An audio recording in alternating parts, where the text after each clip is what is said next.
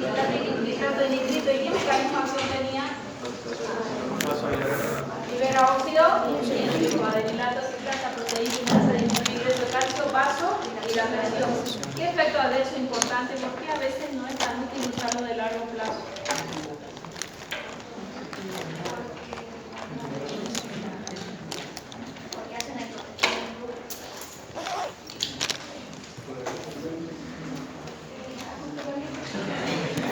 ¿Tolerancia? O metemoglobinemia en algún otro paciente. ¿Okay? Y en insuficiencia cardíaca, ¿qué fármaco aumenta la contractilidad, disminuyéndome las otras propiedades? La dioxina. ¿Y la dioxina cómo es su rango terapéutica? ¿Cuál es el signo de intoxicación? ¿Cómo se da cuenta la familia que el paciente se ha intoxicado? ¿No?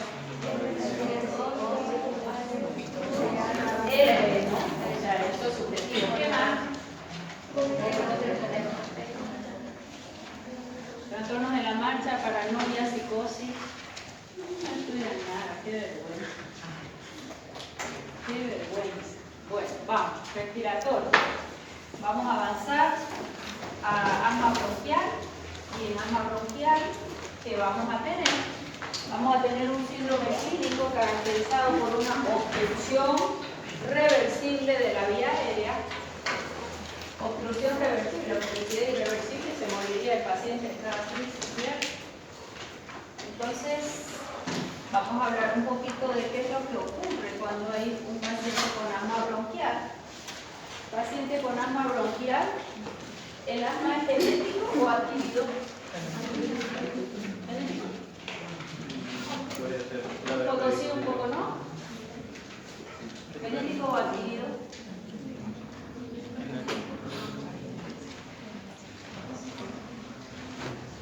¿Qué decimos? Nadie se juega nada aquí, ¿no? ¿Por qué? Pero mira que el padre es amático. Ah, no, el chico es amático, su padre es amático. Un poco sí, un poco no.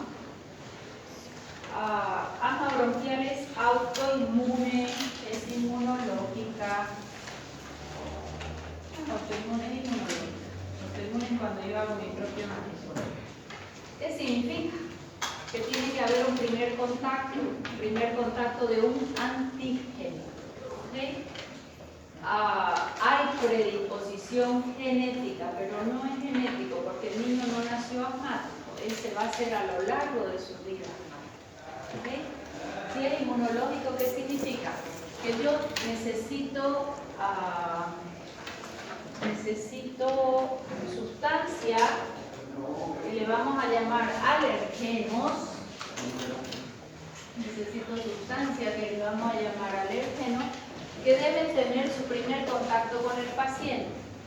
¿Quiénes son los alergenos más usuales? Todo con P. Polvo, polen, el polen.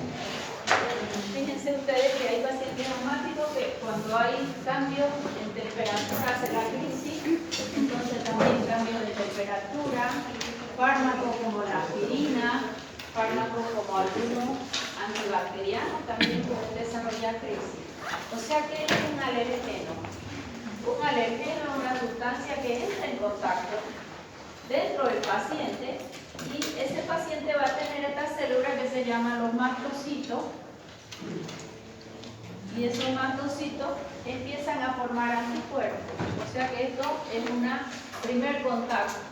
Cualquiera de ellos ingresa al organismo y el organismo de ese paciente va a hacer sus anticuerpos. ¿Cómo se llaman esos anticuerpos? Son las inmunoglobulinas E. ¿Dónde se van a colocar? Se van a colocar en esta célula cebada o mastocito. ¿Dónde están los mastocitos? En estos pacientes en elevadísima densidad a nivel bronquial. Puede estar en la nariz y están en todo el cuerpo, principalmente en la piel. Son los que nos dan ese color rojo un poco a la piel cuando hay una liberación de sus mediadores. Este mastocito en su interior tiene vesícula que tienen mediadores de inflamación. Los mediadores. ¿Quiénes son esos mediadores? Desde una histamina, prostaglandina, leucotrieno, factor de agregación plaquetaria. Ellos están ahí guardados. Este alérgeno que ingresa a su primer contacto con el mastocito hace anticuerpos, que son las inmunoglobulinas E, y las podemos medir. Ya fácilmente las podemos medir a las inmunoglobulinas E en el hemograma. Entonces, si ustedes se fijan, la parte roja y la parte blanca. Y están los leucocitos, neutrófilos, linfocitos, monocitos, eosinófilos y los basófilos. Inmunoglobulinas G ya están formados. A partir del segundo ingreso de estos alergenos, cualquiera de ellos se colocan y hacen reacción antígeno-anticuerpo en el mastocito. Al hacer la reacción antígeno-anticuerpo en el mastocito, abre la permeabilidad para que pueda ingresar el calcio. Y el calcio va a liberar todos estos mediadores y libera histamina, prostaglandina, leucotrieno, es uno de los mediadores, el PAP, factor activador plaquetario y muchos otros mediadores. ¿Qué va a ocurrir acá? Si toda esta degranulación se produce solo a nivel de la mucosa nasal, eso se llama rinitis. Si eso se produce nasal y un poco laringe, se le llama fiebre del heno. Si eso se produce en bronquios, se llama asma bronquial. Y si mi paciente recibió una penicilina y hizo anticuerpo con su primer penicilina, ¿qué va a pasar si coloca la segunda? Reacción antígeno-anticuerpo, y me puede hacer desde un rash cutáneo hasta un shock anafiláctico. La fisiopatología es la misma, o sea que según el lugar se va a llamar una rinitis alérgica o una fiebre del heno. Si es en bronquio se llama asma bronquial, y si es generalizado puede ir desde un rash cutáneo hasta un shock anafiláctico. O sea que, ¿qué estoy diciendo acá? Que yo necesito un primer contacto para recién formar anticuerpos. Por eso es que no es genético. Ese bebé nace y necesita su primer contacto, si es que el papá es alérgico o es, que se llama asmático. Muy usual que de padre asmático los niños tengan su predisposición. ¿Más de qué va a depender de ese primer contacto? ¿Qué hace el primer contacto? Forma anticuerpos. A partir del segundo contacto, ¿qué voy a tener? Reacción antígeno-anticuerpo, y se liberan todos los mediadores de inflamación. Si la inflamación solo es a nivel de la mucosa nasal, ¿cómo se llama? Y si es generalizada, esa es la fisiopatología de shock. Y si es en el árbol bronquial, asma bronquial. Perfecto. Bien. Cuando hablamos de asma bronquial, vamos a tener dos etapas. La primera etapa es un broncoespasmo. La primera etapa es un broncoespasmo. Y luego sobreviene una segunda etapa, que es una fase inflamatoria. Si hay un broncoespasmo, el músculo liso del bronquio disminuye su calibre, y al disminuir el calibre, entonces vamos a tener sibilancia, disminuye la oxigenación, va a haber fatiga. ¿Qué objetivo terapéutico yo voy a tener si hay broncoespasmo? ¿Es emergencia o no es emergencia? La emergencia es que yo necesito broncodilatar como objetivo. ¿Quién es mi patrón oro en broncodilatación? Es una crisis de asma. ¿El salbutamol en qué forma? El salbutamol en spray, acción rápida, directo en el órgano efector. ¿Ya? Sigue siendo hasta ahora. El patrón oro del salbutamol. Esos serían agonistas adrenérgicos beta 2 mayor a beta 1. ¿Cuál es el segundo grupo de broncodilatadores ya estudiados? Antimuscarínicos. Los antimuscarínicos. ¿Cuáles son los fármacos que usamos? Bromuro D, ipatropio, oxitropio, diotropio. Si yo ahora tengo una una crisis, un paciente con crisis, y le hago hipatropio, oxitropio, el paciente no sale de la crisis. ¿Ok? Si fuera un broncoespasmo por EPOC, primera línea. ¿Por qué? Porque en la EPOC se estimuló el parasimpático. Si yo le bloqueo, él va a broncodilatar. En el asma bronquial no. En el asma bronquial tengo esta reacción inmunológica. En asma bronquial voy a usar un agonista beta 2 más un antimuscarínico, nunca un antimuscarínico solo. Pero si el broncoespasmo es por EPAC, puedo usar el antimuscarínico solo. ¿Está bien? Hay otro grupo que es el que vamos a estudiar hoy día de broncodilatadores y se llaman santinas. Santinas. Eso se descubrió con la bebida de café. Tomaban mucho café y estos pacientes mejoraban. Entonces cuando había broncoespasmo daban un cafecito concentrado y ellos mejoraban. Entonces empezaron a estudiar la molécula y ahí se extrae cafeína. La cafeína, teobromina, teofilina, y el que usamos como broncodilatador es la teofilina, pero ella no tiene tan buena biodisponibilidad y se le hace una diamino, o sea, se le mezcla con dos moléculas más y tenemos lo que usamos es la aminofilina. La aminofilina llega al organismo, se biotransforma y nos da teofilina. Pero tenemos la aminofilina en pollas de 25 miligramos en 10 ml.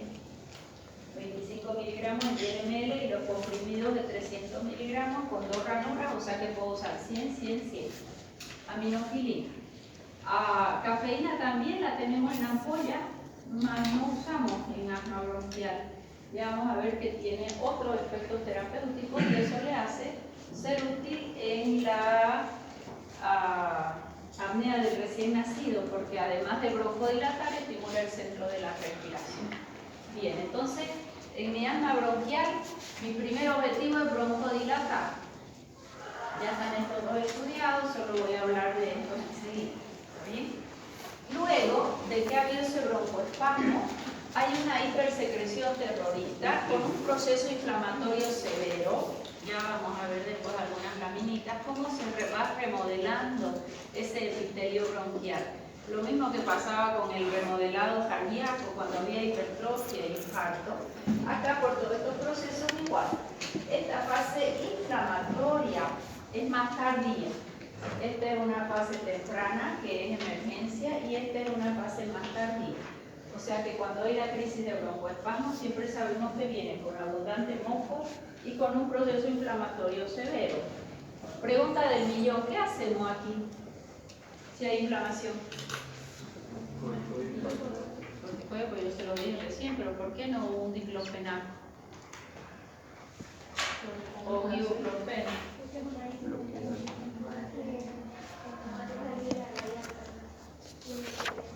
Bien, acuérdense que teníamos nuestro fosfolípido de membrana, se liberaba fosfolipasa 2 y la fosfolipasa 2 daba lugar ¿a quién? Al ácido araquidónico, y el ácido araquidónico me daba 2 vías de la inflamación, ciclooxigenasa y la vía de leucoxina que termina con leucotrieno. Y esta ciclooxigenasa es la que nos daba prostaglandina, prostaciclina y tromboxana. Si yo bloqueo acá, toda la inflamación se va a venir a esta vía, a la vía alterna, y ellos son los principales responsables del broncoespasmo. Ahí me es contraindicado. Entonces, ¿con qué yo puedo antiinflamar a mis pacientes? Yo lo voy a antiinflamar inhibiendo a esta fosfolipasa A2. Fosfolipasa 2 es la primera enzima que se libera después que fosfolípidos de membrana se han dañado. O sea que aquí vamos a usar los glucocorticoides. Estos glucocorticoides se usaron muchísimo en el asma bronquial. En vía oral se usaban. Todos los pacientes no subían de peso, eran pequeñitos, se subía la glucosa, hacían hipertensión, hacían su fase de luna llena, hasta que a alguien se le ocurrió que era mejor usar en aerosol. Entonces los glucocorticoides los hacemos en aerosol y vamos a ver que a partir del segundo estadio del asma, cuando no hemos controlado, los vamos a utilizar. Ya lo vamos a avanzar a ellos solo. Si bien ellos son antiinflamatorios, lo más poderoso como antiinflamatorio que hay, porque inhibe desde el inicio de la cascada, no va a haber ni principal ni alterna. En realidad estos antiinflamatorios tienen o estos glucocorticoides tienen una bondad, mecanismo extra, y ellos supersensibilizan receptores beta 2. ¿Qué pasa con este paciente? Se hace su salbutamol, 2 PAP, 3 PAP, no mejora, esperamos un rato, no mejora. Es como que esos receptores se vuelven silenciosos. ¿Qué es un receptor silencioso? Es estimulado y después ya no quiere, se invagina y deja de funcionar. El corticoide lo supersensibiliza, es como que los despierta y vuelve nuevamente a la superficie, ¿ya? O sea que ellos hacen, además de ser antiinflamatorios y bloquearme la vía más tardía, las dos vías de la inflamación supersensibilizan receptores beta. Ya, y vamos a usar dextrometasona, budesonida, fluticasona más nuevo, con menos RAM. Y en aerosol los efectos adversos van a estar disminuidos, porque ellos tienen muchos efectos adversos. Antes se usaban en vía oral o endovenosos, ¿ya? Ahora sí se pudieran usar, pero si la crisis es muy severa y una sola ampolla, no creo más de eso. Entonces, estos glucocorticoides es para la fase inflamatoria. ¿Qué es lo ideal en asma bronquial? Lo ideal va a ser que nuestro paciente tenga la menor cantidad de crisis posible. Ah, profesora, el polvo, el polen, el pelo de los gatos, de los perros, es lo que le hace la crisis. ¿Qué hacemos? Lo envolvemos en una nube y lo dejamos viviendo ahí. Imposible. ¿Qué es lo que nosotros vamos a intentar hacer? A partir de ahí se empieza a pensar qué fármacos pueden evitar esta reacción. Y nace un tercer grupo de fármacos que son los que vamos a estudiar como fármacos profilácticos del asma bronquial. ¿Qué es profiláctico preventivo? Ojo, el corticoide a largo plazo es preventivo, más los efectos adversos son muchos. Era lo que usábamos antes, hoy no. ¿Qué tenemos en profiláctico? Después de ellos nacen el cromoglicato sódico. El cromoglicato sódico en aerosol ya no lo usamos básicamente, se usa mucho en la rinitis alérgica o en la conjuntivitis alérgica, junto con el nedopromilo. Los vamos a avanzar, pero no son espectacularmente efectivos, ¿ya? No son espectacularmente efectivos, pero se usaron mucho tiempo. Hoy se usa o en colirio o en spray nasal para la rinitis y para la conjuntivitis alérgica. Después de eso viene otro fármaco que también vamos a estudiarlos hoy, que son antihistamínicos.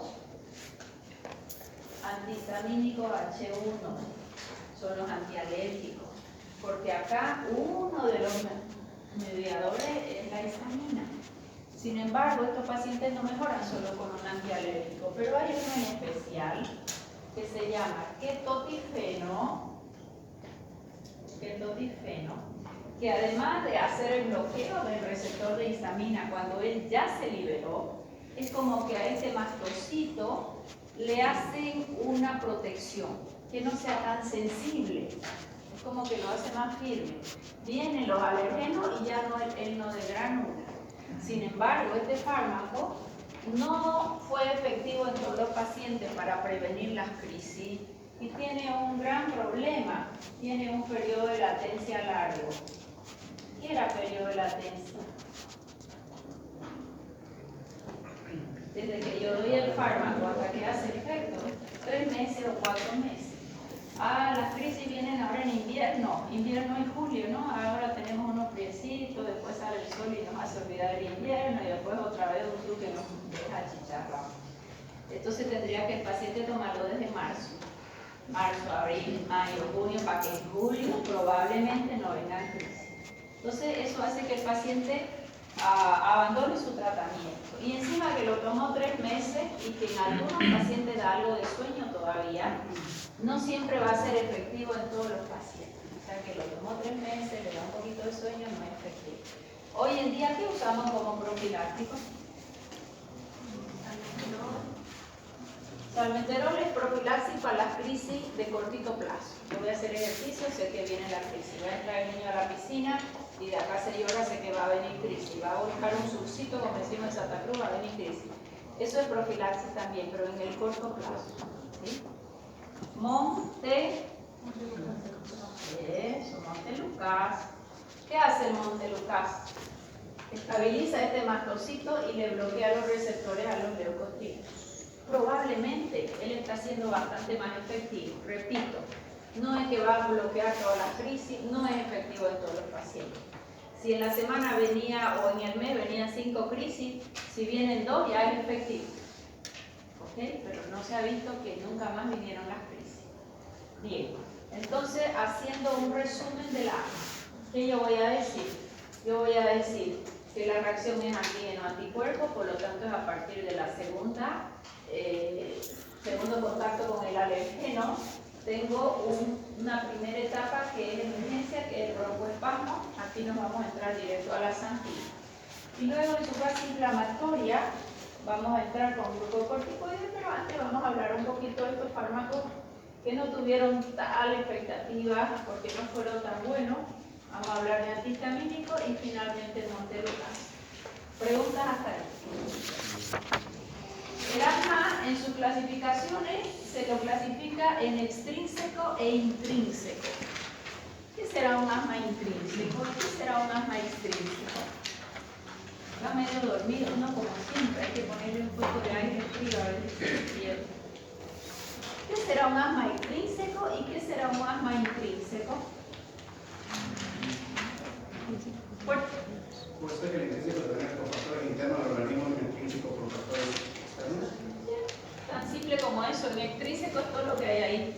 El polen, el polvo, los pelos de los animales, algún fármaco, el humo. Hay pacientes que sienten el olor de cigarrillo y viene la crisis.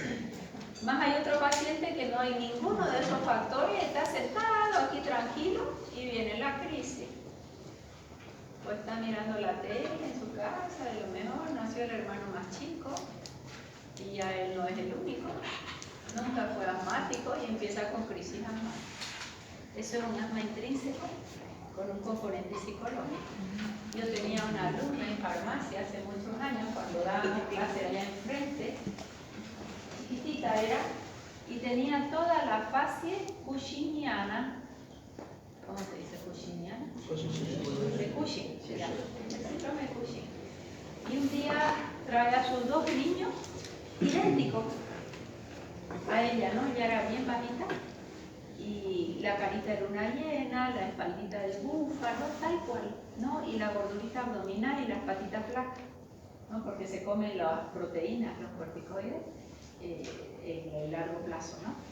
Entonces, y trajo los 2 niños igualitos. Y bueno, curiosa la doctora, y ella me dice que era bien asmática, entonces cuando venía a las clases traía sus aerosoles. Y siempre yo tomaba exámenes orales en farmacia en esa época, ahora si tomo orales me quedo sin alumnos. De verdad ya tengo 2 de competencia, entonces me quedo sin alumnos y me quieren cerrar mi grupo, más o menos.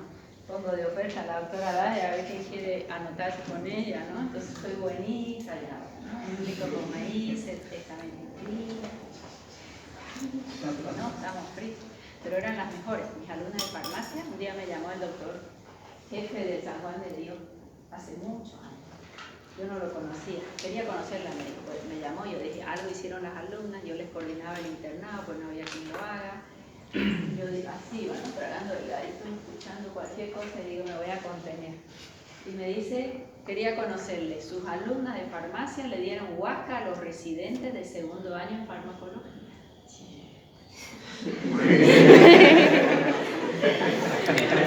Eso era cuando ellas estudiaban y daban examen oral y estudiaban mucho, ¿no? Solo les daba clase ayer. Bueno, así esa fue la historia. Y esa promoción era esta mi alumna. Tocó 5º año, desaprueba el examen, de nuevo desaprueba y ya la 3ª vez le digo, mi niña, yo veo que vienes a clase, yo veo que tomas apuntes.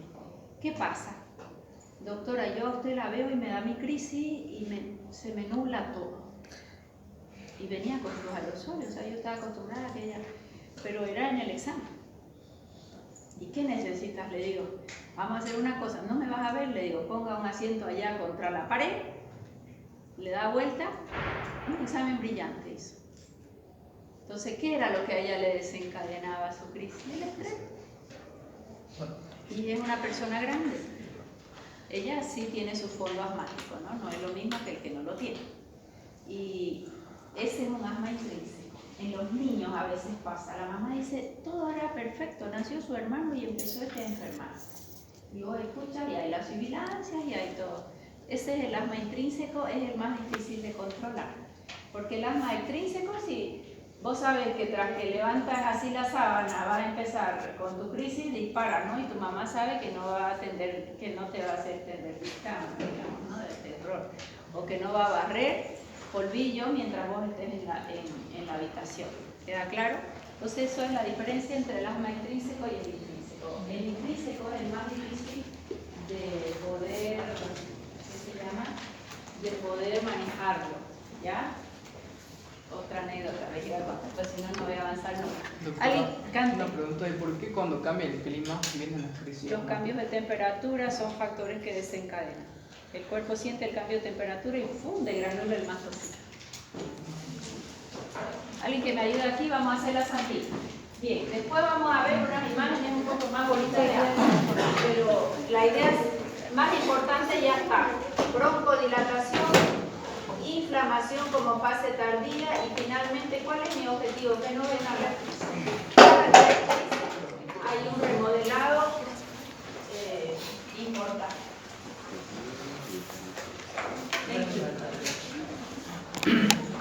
¿Estamos? Sí. Bien, vamos a avanzar las santinas ahora.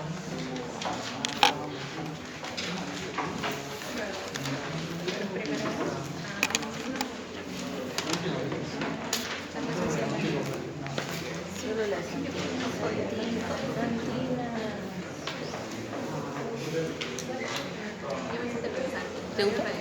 ¿Qué cosa? Lo que dijo. Todo. Ya lo dijo, pero... Todo. Ya lo mencionó, pero más antes. Casi la primera clase lo mencionó. Dijo una comparación de asma y EPOC. No, ¿Qué cosa? que después de tomar repetir la misma crema. Ah, está bien, pero sí siempre hace la doctora. Vamos a ver, no te entiendo, soy mala. Bueno. Dudo que te perjudique el examen de Ciru. ¿De Ciru? ¿De Ciru? Pero no hay fecha todavía. Y sí, va a haber la semana que viene. Ah, pero hay que estudiar desde ahora esto y ya Ciru va a ser más fácil. No está tan complicado Ciru. Sí, es pura práctica. No lo ves complicado, si lo ves complicado se ve peor. Mental lo ves de poco a poco. Vamos, que tenemos que empezar y terminar mañana. Cafeína, teobromina, teofilina.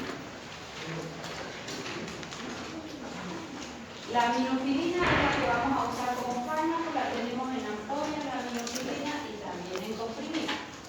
No es más que una etilendiamina. ¿De quién? De la teofilina, ¿ya? Etilendiamina de la teofilina.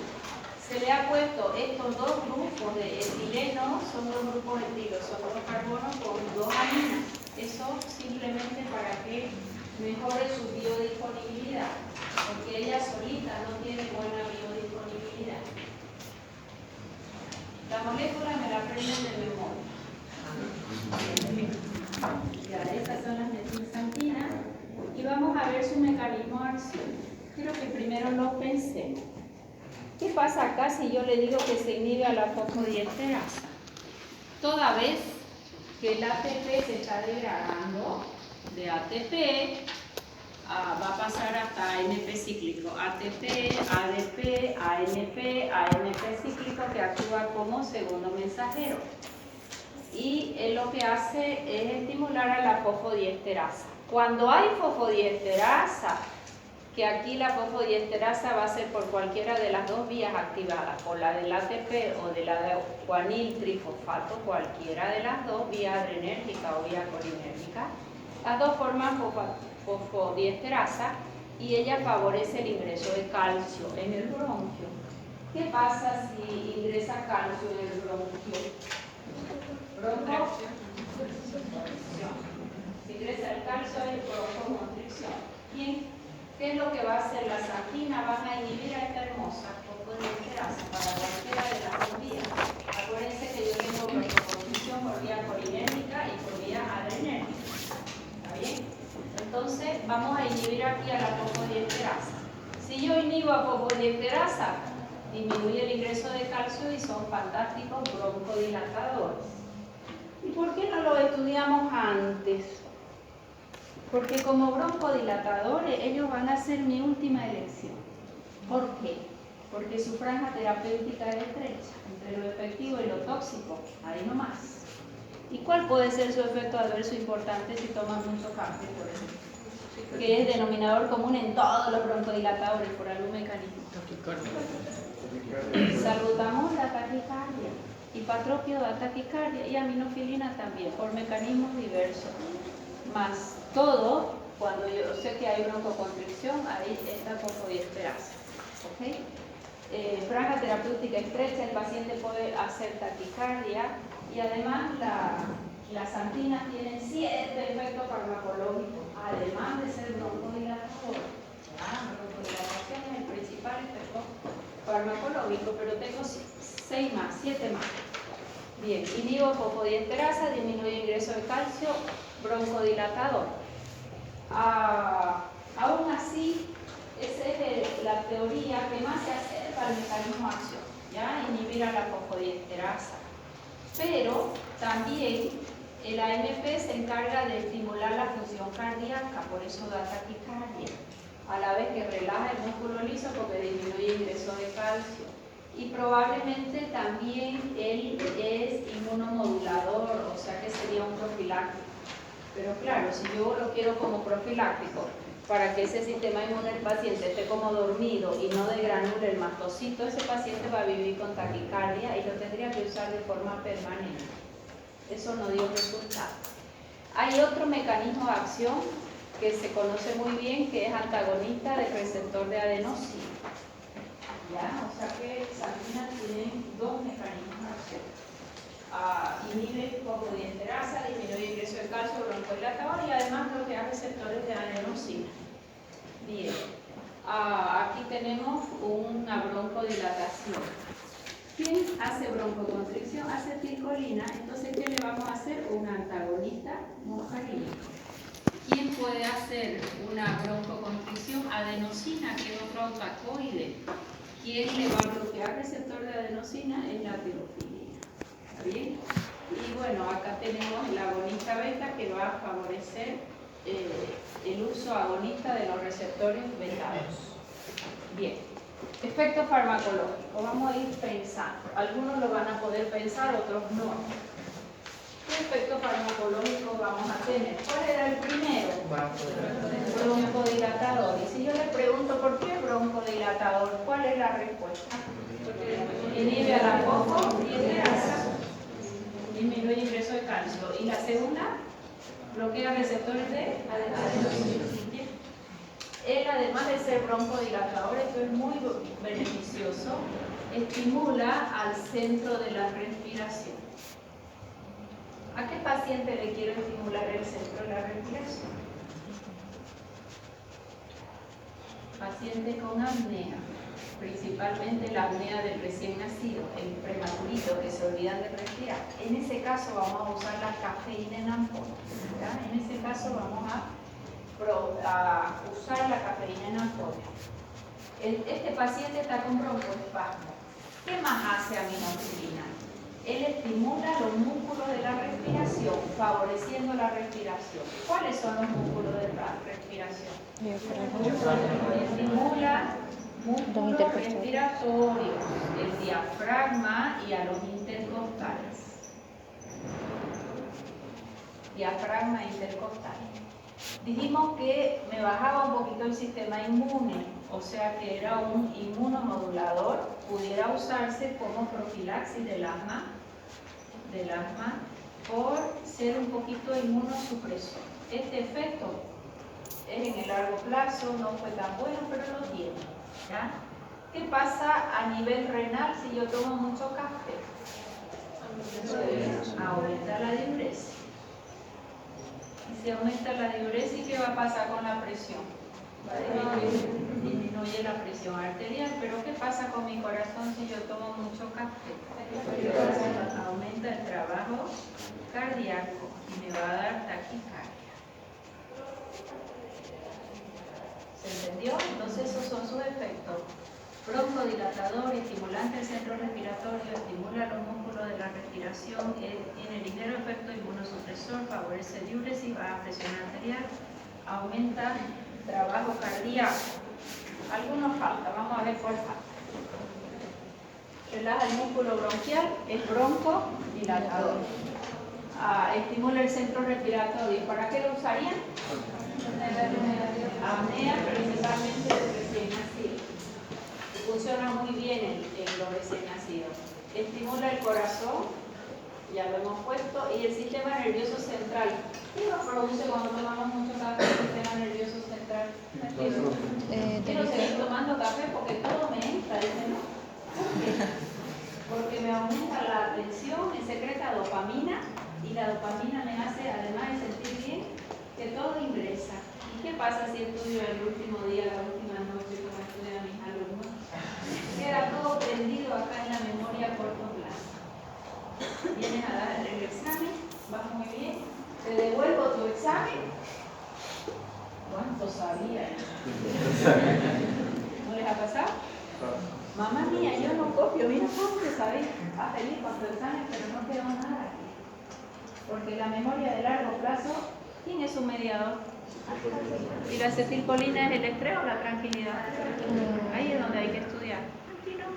Eso se llama estudiar todos los días de la vida, tranquilo, resolviendo, buscando lo que no se entiende. Y esa es la mejor forma, háganme caso. Si ya están metidos en el baile médico, es todos los días. Es la única forma que cuando te reciba vas a sentir que hay algo en el cerebro o que no hay nada cuando has estudiado sobre la marcha. Es horrible cuando buscas en tu cerebro las cosas y no hay. ¿Se entendió? Ya. Esa es la acetilcolina. Por eso hay que ir en la vida con calma. Mientras más tranquilo estudias, más fácil va a quedar en el largo plazo. Disminuye la resistencia periférica, presión venosa, ya eso es porque disminuye presión arterial, mejora la diuresis, estabiliza el mastocito, es la acción profiláctica, músculo respiratorio, ya hemos puesto cuáles son. Esto a nivel endocrino es efecto, pero probablemente en muchos casos efecto adverso, en otros no. ¿Qué te dan en el gimnasio? Cuando viene el profesor y vos le dices, estoy haciendo todo y yo no bajo, ayúdeme con algo, profe. ¿Qué es el ayúdeme con algo, profe? ¿Qué te dan? No me va a pinchar, quiero cosas naturales.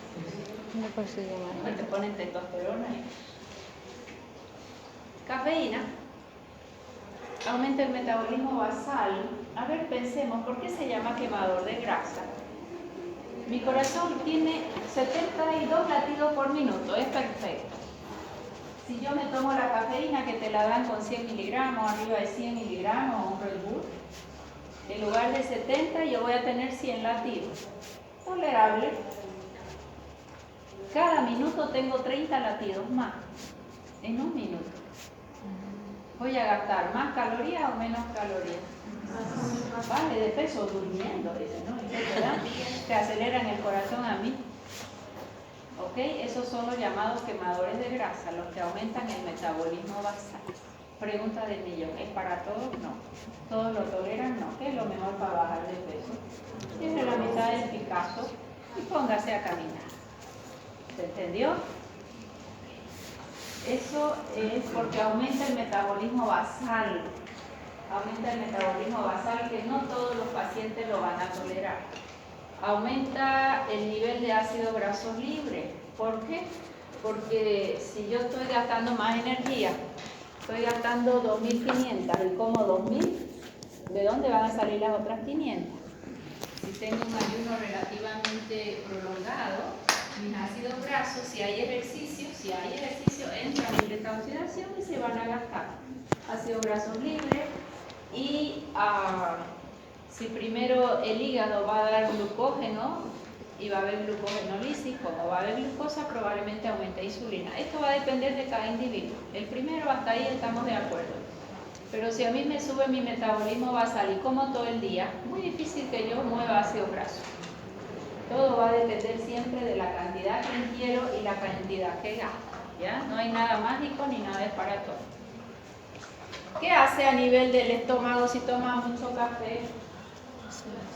¿Cuál es la patología de los estudiantes de medicina? Gastritis. Estrés y gastritis. Es mi estrés, gastritis, ya no puedo comer nada. Dice, claro, se salen de acá, pollo frito con gaseosa, dame Coca-Cola que no voy a dormir, llevo a casa café, más cafecito, más otro termo, ¿no ves? Entonces después de un dolor gástrico terrible, porque la gastritis a la edad de ustedes, ¿es ácida o alcalina? Y te quema el estómago y encima el que es flaco o la que es flaca se estresa y se me cierra la garganta y no como. Y como me vomito. Son las diferentes formas de estrés de cada uno. Y si no comes, ¿qué va a pasar con el ácido clorhídrico? Se va a comer tu propia mucosa y hace una herida y después hace una úlcera y termina con una manguera en el esófago. Dice, tiene gastritis, dice, tiene úlcera. Lo mismo hace la cafeína, lo mismo hace el café porque él estimula la producción de ácido clorhídrico. ¿Cómo se llaman las células que hacen ácido clorhídrico en el estómago? Estimula células parietales. ¿Quién más estimula células parietales? El calcio. A veces el paciente dice, tomo calcio y me duele el estómago, ese tiene gastritis ácida. Entonces, ¿qué le tienes que decir si lo necesita? Comes y después no tomas el calcio. Ya no me duele, ok. ¿Quién más estimula las células gástricas? El zinc. Doctora, yo leí esta mañana una paciente, pero a la caída del pelo, claro, tiene un hipotiroidismo así, ¿no? Que recién estamos medicando. Para la caída del pelo yo leí, me tomé y me dio un dolor de estómago y casi me muero. Jovencita es ella. ¿Cómo es su gastritis? Ácida. Y el zinc estimula más las células parietales. Encima lo tomó antes de dormir y hace ayuno intermitente, o sea que llevó muchas horas sin comer, ¿no? Entonces, hay algunos, por más que sean suplementos y parecen inocuos, tienen sus efectos. Ellos estimulan células parietales. Lo mismo esta santina. Quiero todos los efectos farmacológicos de la santina, bien estudiados. ¿Cuál era su mecanismo de acción? Inhibe fosfodiesterasa y bloquea receptores de adherencia. Efecto farmacológico, broncodilatador. ¿De primera elección? Probablemente última elección. Franja terapéutica estrecha lo tenemos en ampolla y en comprimido, ahora lo vamos a ver. Estimula el centro de la respiración, músculos respiratorios, bueno, ya lo hemos ido viendo. Aminofilina viene en ampolla, 25 miligramos en 1 ml, 250 en 10. 1 ml con 25 miligramos, 250 en 10. ¿Para qué lo voy a usar? Broncodilatador. ¿Qué dice acá? Limossalbutamol no mejoró. Limossalbutamol con un corticoide no mejoró. Limossalbutamol más el corticoide más un antimuscarínico no mejora. Ese paciente está en la emergencia. No me queda de otra y le vamos a poner una santilla. O sea que yo diría para un asma crónico reagudizado que sea renuente a todos los tratamientos previos, ¿ya? Para un asma refractario a todos los tratamientos previos. Vamos a usar su ampollita, 5 miligramos por kilo. Esta ampolla viene de 250. Si el paciente pesara más de 50 kilos, no le damos más de una ampolla, ¿no? Porque él no se acumula en tejido adiposo, él es hidrosoluble. O sea que aunque el paciente sea muy gordo, no va a ir a tejido adiposo. Siempre se hace el cálculo con peso magro. De entrada le hacemos 5, no tenemos en cuenta la grasa, ¿ya? Porque él es hidrosoluble. Y después le dejamos a goteo, según cómo vaya evolucionando, a 0,5 miligramos kilo hora. ¿Qué necesito para hacer miligramos kilo hora? Una bomba de infusión. A ver, hágame un paciente de 40 kilos, es un chiquito jovencito.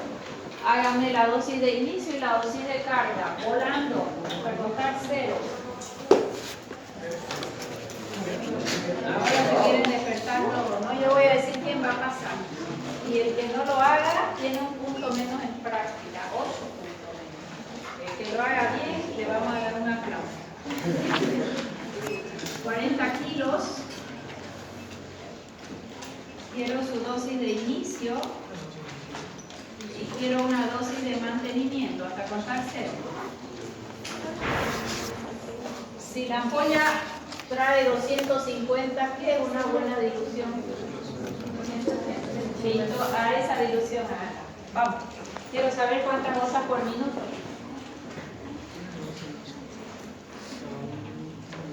Pasan a la pizarra hasta contar cero, yo debería estar hecho.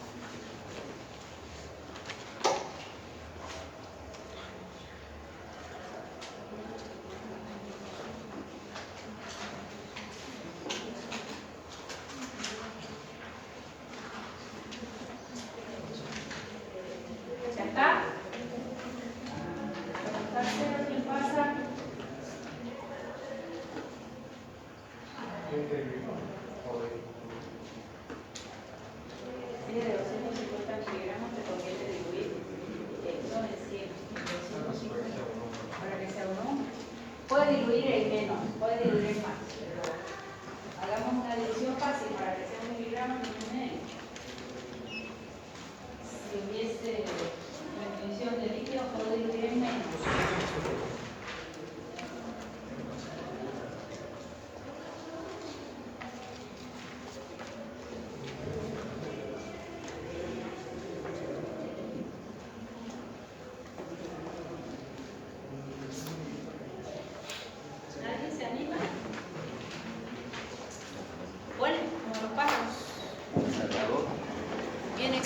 Acá donde tenés espacio blanco, ahí hacer.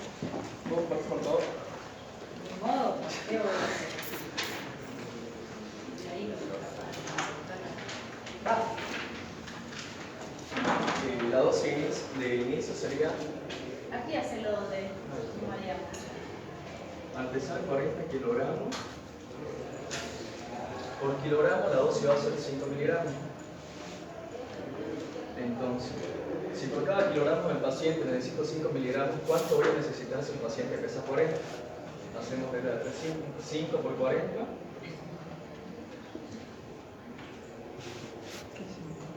La dosis inicial va a ser 200 miligramos. Ahora, algo muy importante acá es que la presentación del fármaco va a ser una ampolla de 250 miligramos en 10 mililitros. Entonces, la dosis inicial dando en ampolla va a ser regla de 3, 5, de 8 mililitros. Esta viene a ser la dosis inicial. Ahora, necesitamos calcular el modo de difusión. Para ello vamos a aumentar 240 mililitros de solución fisiológica para tener una solución de 1 miligramo de 1 mililitro. Y teniendo en cuenta que la dosis de mantención es 0.5 miligramos, 0.5 miligramos por kilogramo, Para 1 kilo, bien. y el paciente pesa 40. La dosis requerida de mantención por hora va a ser de 20 miligramos. 20 miligramos, ponle por hora. Eso. Ahora,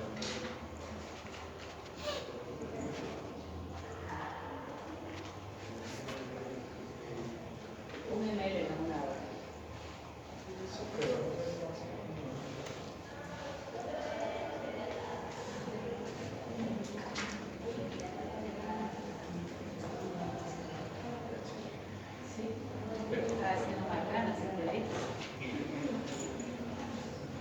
Doctora, en la dosis de mantenimiento puedo ocupar un 12 mg, ¿Puedes ocupar tanto? ¿Cuánto? un volumen de 12 mg, Depende en cuánto has diluido. en uno, 250, 350, puedo poner la dosis, puedo beber 12.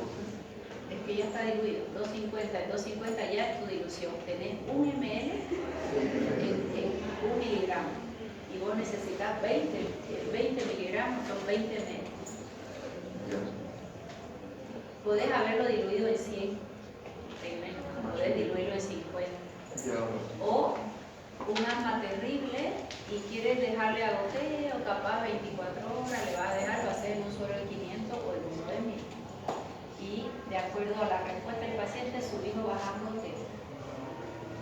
Esos 8 ml que sacó acá de entrada, no es que los 8 los voy a meter, eso tiene que ir bien diluidito, por lo menos en una jeringuita de 100 o en un microgotero y le pasamos los 100 relativamente rápido, pero no es que va directo, no es en bolo.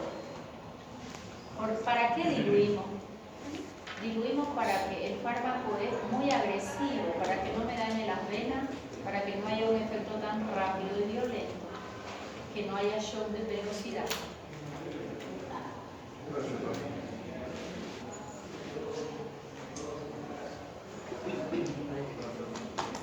A ver, explícanos. Desde el comienzo.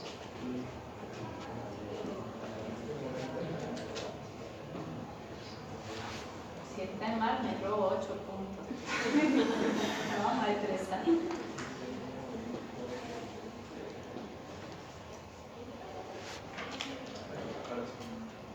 El paciente pesa 40 kilogramos, necesitamos dar una dosis inicial. La dosis inicial es 5 miligramos por kilogramo.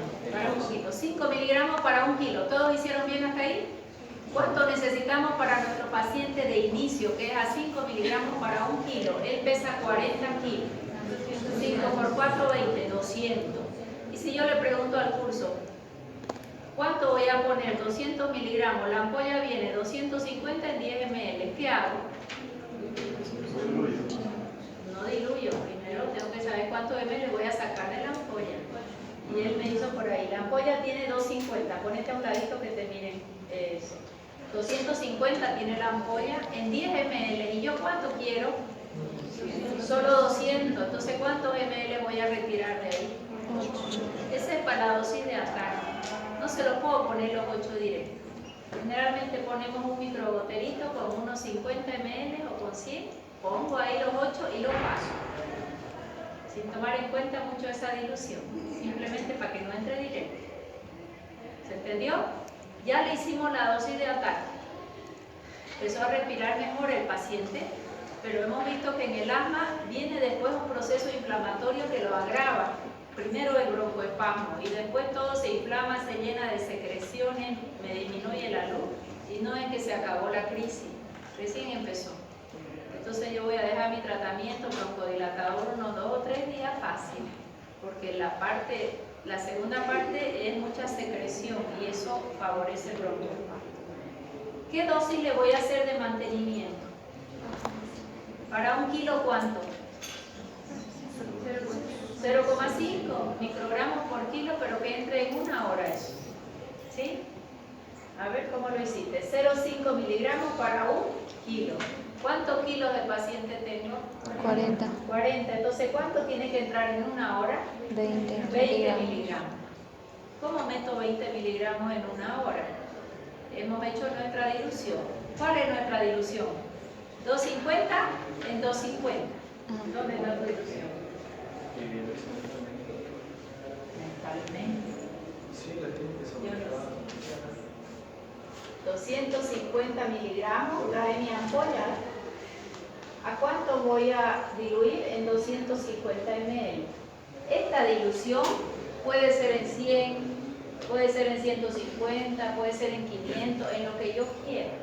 Simplemente yo les enseñé que para que haya 1 miligramo en 1 ml, diluyo en la misma cantidad. Entonces yo voy a tener 1 miligramo en 1 ml como estándar. Ojo, repito, no es la única dilución, es la dilución práctica. Ya yo le diluí, puse un cuartito de suero o la mitad de 500, a ojo se hace esto, no es que voy menos dice donde 250, le voy tirando el suelo y pongo mi ampollita, mis 8 ml. 8, no sé cuánto era. Esto era para mantenimiento, no, de mantenimiento es más bueno. 20. ¿Lo ves? Entonces, yo ya sé que tengo esto. ¿Cuánto necesito para nuestro paciente en miligramos por hora? Si necesito 20 miligramos, ¿cuántos ml de esa dilución?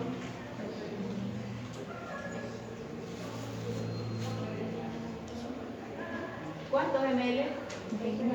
20 ml. Tiene que estar a 20 ml por hora. Le voy a poner a mi bomba de infusión 20 ml por hora, porque acá me está pidiendo miligramos por kilo por hora. Por kilo ya lo sacamos, ¿verdad? Y por hora 20 ml por hora de mi dilución. ¿Se entendió cuánto sacaste? Sí, directamente lo hice. Como se necesita 20 mililitros en una hora. Acá está, 20 ml por hora. ¿Un ml cuántos mililitros? ¿Cuántas gotas? 20. Esto vale decir que un ml tiene 20 gotas. A nuestro paciente le vamos a dar 20 ml. ¿Cuántas gotas van a ser? 400 gotas, pero por hora, ¿verdad? Si lo divido entre 60 es por minuto. Vos hiciste un minuto. ¿Está bien? Sí. ¿Se entendió? Esto ya lo hemos hecho varias veces. Me imagino que ya se entiende. Preguntas hasta aquí. Pregunto yo. Tanto para la dosis inicial, no, para la dosis inicial no diluyo uno en uno. Generalmente eso va a ser a goteo rápido, pero hacemos de 50 o de 100 ml. Con un microgotero. En la dosis de ataque, si el sorbo tiene 5 mg, ¿puedo colocar 12 mg o 10 mg o es solamente 8. Primero 8 y después menos a goteo ya con bomba de infusión. Porque la dosis de ataque no es con bomba de infusión. Hacer un microgotero y la va pasando. Cargar una jeringa de 100 y lo pasa lento. A mí no me gusta particularmente decirle a la enfermera, páseselo lento en 100. Porque el dedo no es perfecto.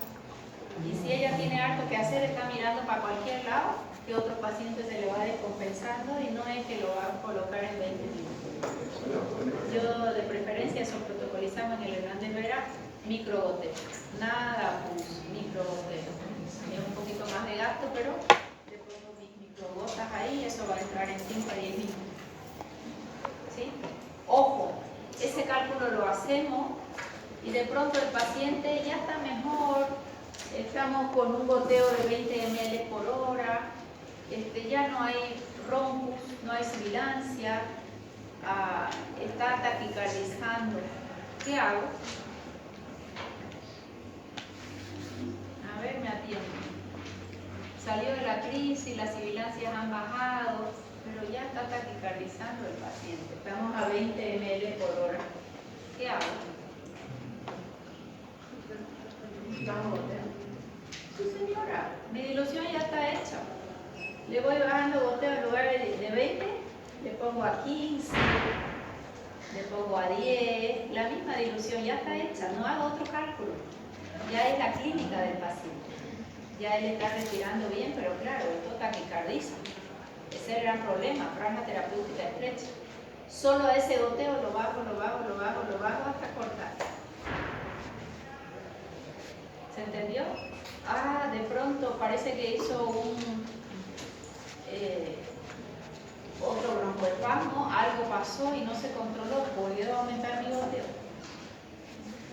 O sea, ¿qué les estoy diciendo? ¿De qué va a depender? Del resultado del paciente. ¿Se va entendiendo? Que lo veo así como si me miran y no saben de lo que hablo. Pregunten, en la clase para preguntar, con derecho a equivocarse. Con el paciente, el menor derecho a equivocarse es mejor. Pero no me el inicio, como él hizo la dilución de la ampolla de 50 ml. Ya viene así. Así de grandota es la ampolla de 10 ml y ahí hay 250. Y vos solo tienes que sacar 200 de esto. Sí, entera que necesita para allá. Siempre viene 250, así es una ampolla grandota. De 10 ml. Ahí hay cuánto, 250. Rompo mi ampolla y no voy a usar 250, quiero usar 200. Si 250 está en 10, en 8 ml hay los 200 que yo quiero.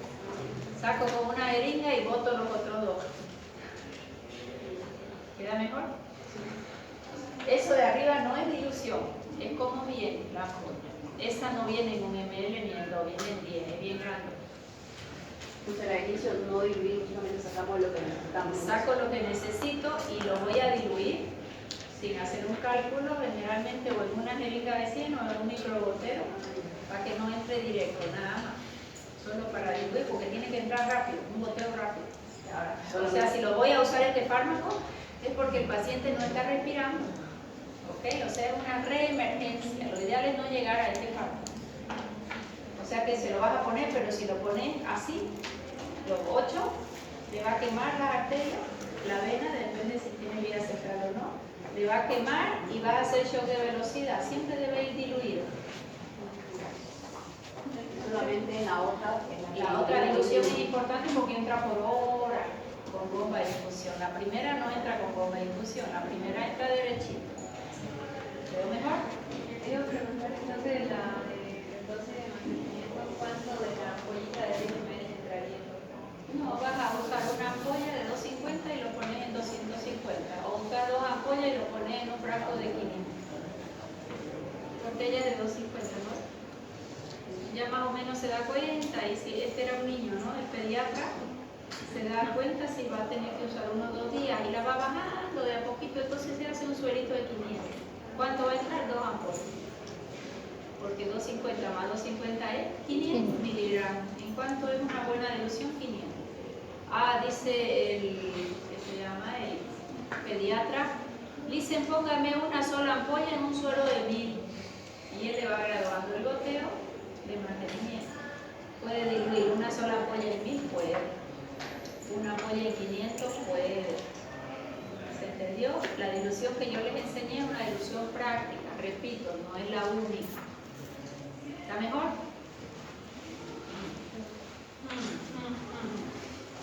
Luego de la pizarra el que escribió. Vamos, tenemos que acabar esto. Sí, pues, mientras esté bien tu cálculo puede hacer directo. Uno lo hace directo porque sabe que uno es en uno. Si necesito 200 y en uno tengo uno, voy a poner 200.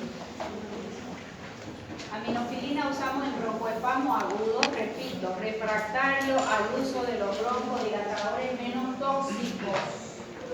¿Ya? Es un asma refractario al uso de broncodilatadores menos tóxicos. Y en vía oral, tenía una paciente que saludamos de hacer una crisis de rodilla. Ella tenía asma, pero casi persistente. Y ella tomaba aminofilina 100, tomaba cada 6 horas todos los días de su vida. Todos los días de su vida.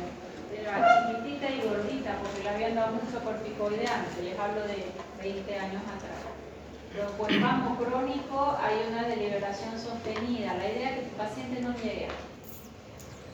La idea no es controlar siempre la crisis, la idea es evitar que venga la crisis. ¿Okay? Para eso vamos a estudiar lo profiláctico intramuscular. Aunque esté muy mal tu paciente y no tengas vía, no se coloca porque produce mucho dolor. En la apnea del neonato, el neonato dejó de respirar 20 segundos, se pone bradicárdico, cianótico, palidez, hipotónico, ¿ya? Para eso se usa la cafeína. La cafeína es el mejor tolerado para ellos, con menos efectos adversos. Hacemos de 10 a 20 miligramos por kilo de cafeína. 10 a 20 miligramos. Estos pacientes no pesan ni 1 kilo. ¿No? Se les hace la dosis mínima y de mantenimiento sí. Estas ampollitas de cafeína cuesta encontrarlas. En el Hernández Vera las mandaban de España, pero acá no tenemos una industria, o sea que hay que buscar. Bueno, vamos a pensar ahora las reacciones adversas. Cuando yo hablo de reacciones adversas en Santina, van a pensar que se tomaron 10 tazas de café turco concentrado.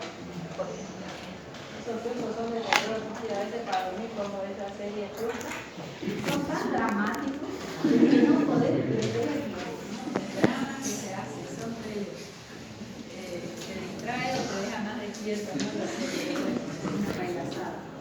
Ya, la preintestinal que me hace el café cuando tomo mucho, gastritis, ya, vómito, dolor abdominal, diarrea, reflujo, todo lo relacionado a la gastritis. ¿Qué me hace el café en sistema nervioso central? ¿Estoy más tranquilo o más alerta?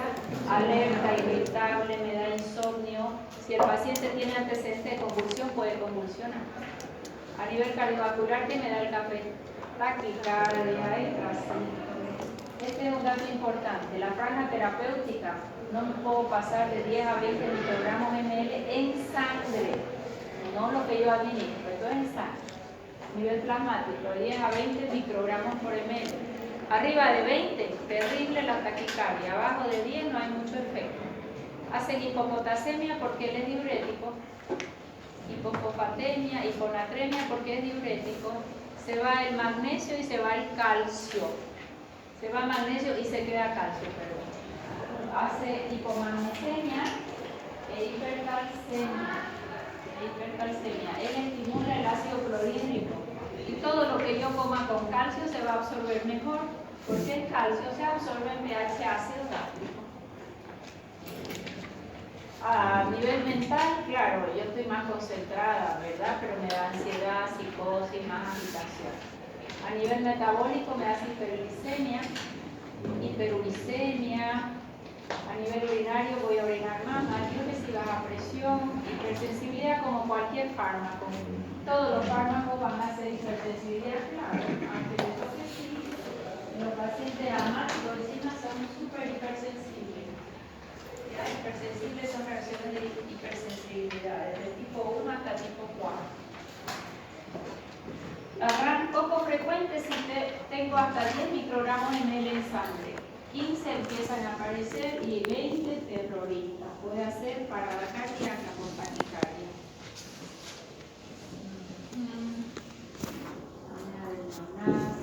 ¿A quién no le voy a dar? El que tiene úlcera. ¿Por qué? Hipertiroidismo, ¿por qué? Aumenta el metabolismo basal, mayor taquicardia. Hipertensión. Esta es relativa, porque en realidad la presión tiende a bajarse por la diuresis, pero hay taquicardia que también puede elevar presión. En arritmia no se le va a ocurrir. Antecedentes de epilepsia tampoco. Mira, no me borró toda la pizarra. ¿Qué va a el borró lo que hizo? Ya está menos 10 puntos. En enfermedades febriles, ¿por qué? Porque aumenta el metabolismo basal, que ya es fiebre, está alterado, elevado. Pacientes alcohólicos, alcoholismo crónico, porque va a ser hepatotóxico. Esto es interesante. El paciente que fuma, cada paciente tiene sus enzimas hepáticas. De acuerdo a los tipos de comida, mis enzimas hepáticas tengo más altas algunas o más bajas otras, más las otras heredadas desde mis bisabuelos. ¿Okay? Antes nos alimentábamos, o sea, bueno, yo tampoco soy la caverna, se alimentaban cuando no había heladera de lo del día. Entonces tenían un tipo de enzimas hepáticas. Hoy vamos al súper, llenamos el carrito y todo tiene químico, desde la leche que tiene conservante hasta el chiquichó que tiene un plástico y me lo voy a comer o me lo voy a chupar. Voy a comprarme la leche larga duración, ¿no ves? Porque tomo todos los días un poquito y tiene mucho aluminio y la cantidad de químicos terrible y todo lo que va por boca valía. Entonces mis enzimas se han tenido que adecuar al tipo de comida y ellas empezaron a alterarse. Todos tenemos las mismas enzimas hepáticas.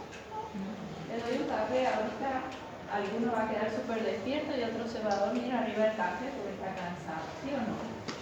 Si el café te das cuenta, llega tu amigo a tu casa y dice, te invito un cafecito a la noche. No, dice, con eso no duermo 2 días. Y el otro se acostumbró a tomar hasta su mate antes de dormir, que también tiene la hierba, tiene santina.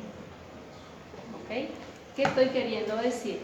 Que no todos biotransformamos a la misma velocidad. Fumadores desarrollan la biotransformación más rápida de la santina y pacientes que fuman necesitan mayores dosis sin intoxicarse. ¿Ok? Probablemente lo mismo en los recién nacidos y prematuros. Entonces, el tabaco induce enzimas hepáticas, inducción enzimática, y hace que se aclare más rápido, se va a eliminar más rápido. La duración, bueno, es incierta, y si se mastica el tabaco también, pero ¿qué es lo único que se mastica ahora? La coca, se mastica el tabaco, ahora el terror, la coca. No saben la cantidad de cosas que va trayendo la masticadita de coca, yo te veo los pacientes. Hay fármacos que disminuyen su eliminación y otros aumentan, no se lo voy a exigir. La idea es no llegar a santina en un paciente asmático. ¿Cuándo llegamos? Cuando el salbutamol le hace alergia al paciente. Entonces, el hipatropio o citropio no le sirve en asma, tiene que ir junto con salbutamol. O cuando todo lo anterior fue refractario. ¿Ya?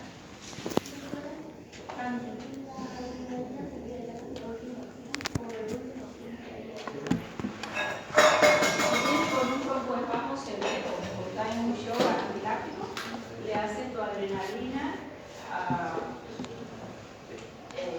rápidamente subcutánea, una dosis de y baja broncondilatada. Pero ¿qué pasa con el asma? Hace el broncoespasmo y viene toda la inflamación. O sea que vos sabes que después de ese cuadro que ya broncodilataste, va a seguir todavía. La adrenalina te ayuda a salir del momento y sin tener bien, porque ahí nomás le pinchas al paciente y ya está, sin bien, pero no es que resolver. ¿Sí? En una crisis más que todo se usa en shock anafiláctico, o cuando viene el paciente muy mal y ya han usado todo en casa y no respira, ahí usa adrenalina sin pensar, ya hasta eso va preparando, cuando no tiene lo va a ver con angiolina goteo. Se habla mucho de santina, ya van a ver que en los protocolos que les voy a mostrar ni la menciona casi, ¿no? En otros países no la usan, acá sí la usamos, es nuestro último argumento, una ampolla aminoquilina. Probablemente te dice por qué se usa menos, en otros países menos broncodilatador, claro, nadie le va a ganar a un salbutamol, ¿no? No es sinérgico, dice, con los agonistas beta, como lo pudiera hacer el hipatropio. Hay un aumento desigual en la ventilación, o sea, acá te da todo por qué no se usa, más nosotros en nuestro rescate, ¿ya? Mucha RAM, obviamente, franja terapéutica estrecha, franja de seguridad bajita, pequeña, entre un individuo y otro cada uno va a biotransformarlo diferente, ¿ya? Otros dicen que sí lo usamos porque es antiinflamatorio, porque no hay el broncoespasmo paradójico como con un salbutamol, en fin, van a escuchar lo que están a favor y lo que están en contra. El tema es que podamos sacar al paciente y el tema es no llegar a aminofilina. Llegar a aminofilina es que todo lo anterior ha sido bastante refractario. Esas son todas las estudios. Ok, bien. Con eso termino broncodilatador. La siguiente clase vamos a ver un poquito de generalidades en asma con unos gráficos más bonitos. Vamos a ver los protocolos y los 4 fármacos que faltan para recién entrar al grupo córtico. ¿Está bien?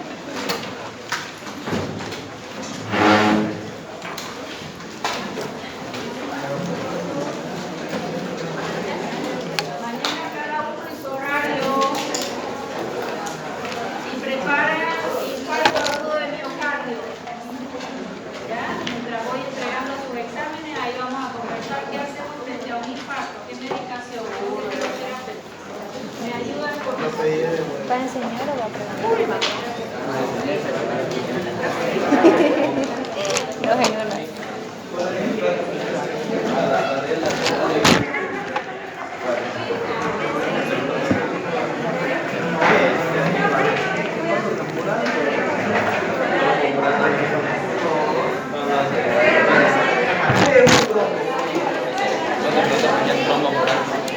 Escúchame, amigo.